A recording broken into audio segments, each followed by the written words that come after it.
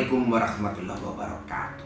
Sugeng Ninjang, Sobat Ju dan Sobat Jo kesayangan Joko Liwat.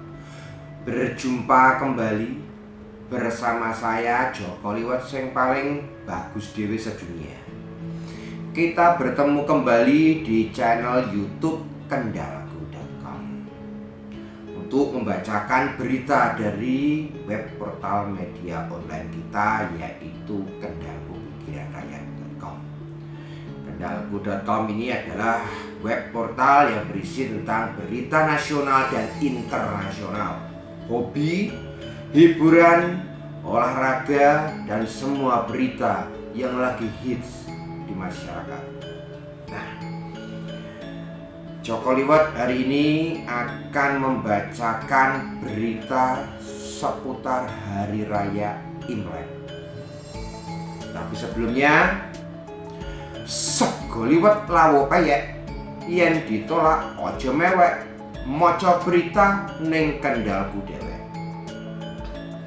Nah, saya mulai dengan beberapa cara untuk merayakan Imlek di tengah pandemi 2020 ini.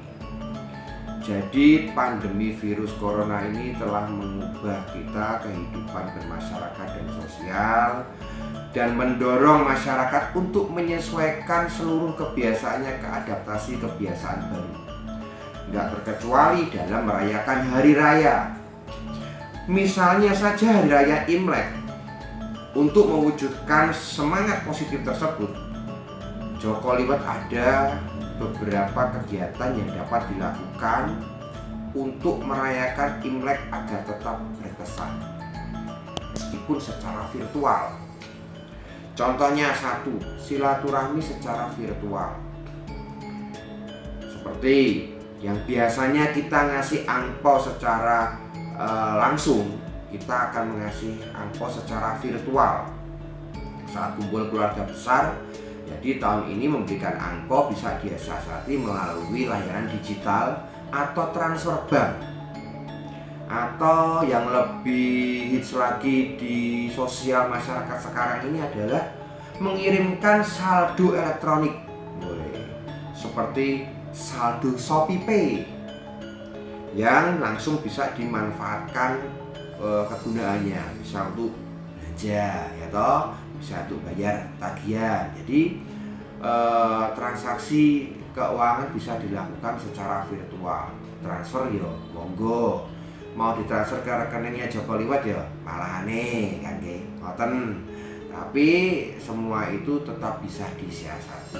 Yang kedua, yang biasanya mengirimkan hampers atau parcel, ini bisa dilakukan lewat jasa kurir.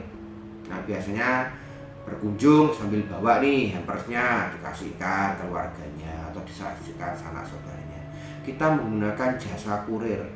Contoh jasa kurir yang bisa kita gunakan kayak seperti Antraja, atau We Help You, dan Paxel. Jadi ketiga jasa kurir yang Joko Liwat sebutkan ini tadi itu telah berpartisipasi dalam kampanye ShopeePay Super Online Deals.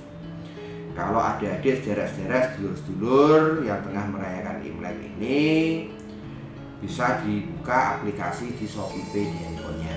Nah, di situ ada beberapa fitur-fitur yang bisa dimanfaatkan tanpa mengurangi kemeriahan Hari Raya Imlek Panjenengan.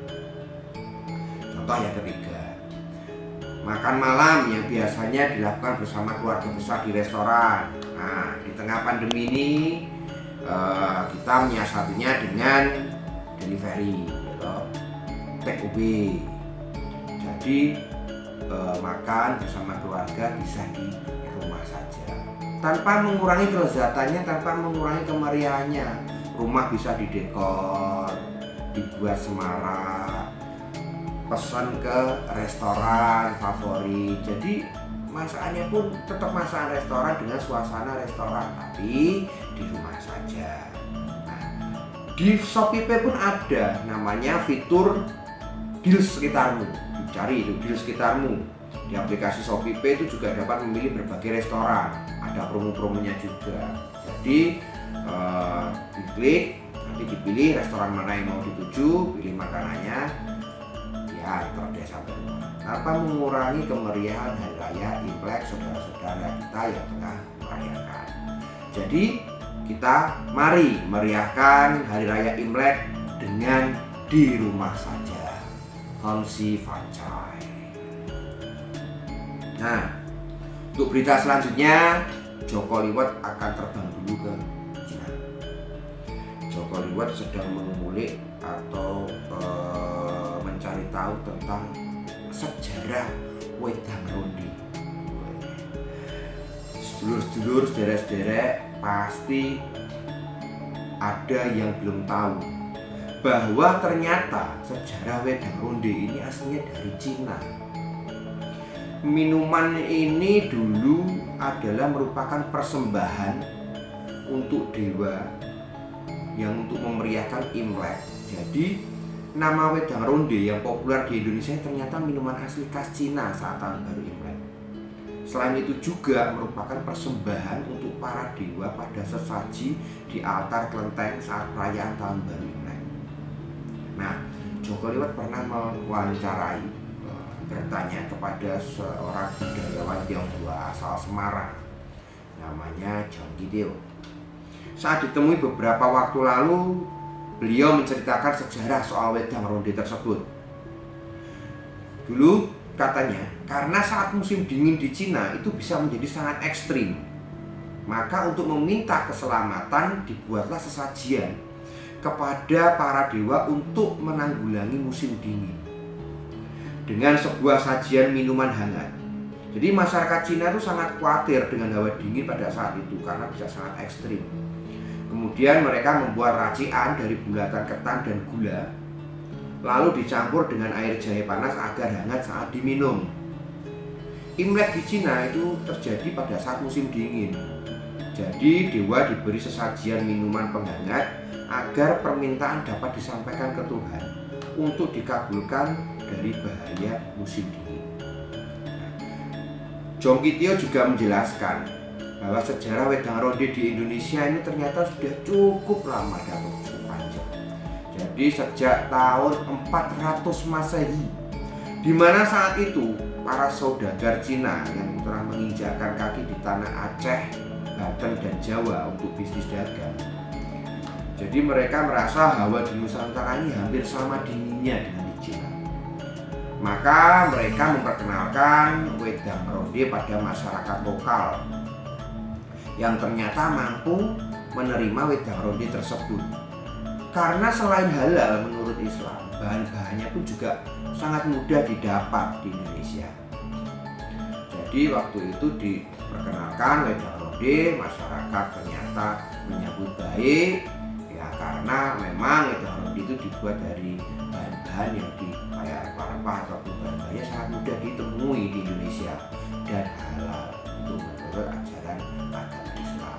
Jadi kebudayaannya mereka itu bisa diterima dengan baik di penduduk lokal Indonesia pada saat itu. Nah, wedang ronde sendiri di Cina nama aslinya adalah minuman Tang Yuan. Jadi aslinya wedang ronde itu kan nama sebutan untuk di Indonesia. Di Cina itu sebutannya ya itu adalah Tang Yuan. Itulah sekelumit dari sejarah wedang ronde yang saat ini kita bisa temui di mana-mana karena wedang ronde ini dijual bebas. Wedang ronde itu sangat berkhasiat juga untuk menghangatkan badan dan untuk kesehatan. Jadi saudara-saudara, sedulur-sedulur, teman-teman dimanapun Anda berada, untuk artikel nanti dan berita menarik lainnya, saya sarankan, saya anjurkan tetap nonton channel YouTube-nya Kendalku, atau bisa membaca, ngeklik di website di kendalku.pikiranrakyat.com. Di situ banyak berita-berita nasional, internasional, hobi dan apapun semua yang sedang terjadi di masyarakat bisa jenengan baca di situ. Beritanya up to date, jadi jangan sampai ketinggalan.